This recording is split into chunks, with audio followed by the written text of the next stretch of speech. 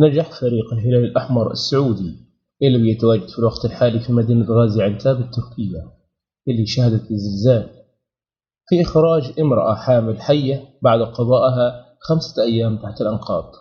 نائب رئيس الهلال الأحمر الدكتور فهد الحجاج قال في لقائه مع قناة الإخبارية إنه تم إنقاذ المرأة الحامل اللي تبين أنها حامل في الشهر السادس وصحتها بخير.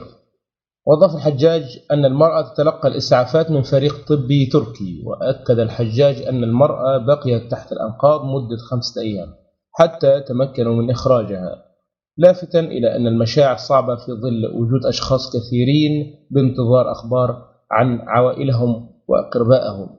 في ذات السياق قالت السلطات التركية اليوم السبت إن رجال الإنقاذ انتشلوا امرأتين على قيد الحياة من تحت الأنقاض بعد أن حوصرتا لمدة 122 ساعة تحت الأنقاض.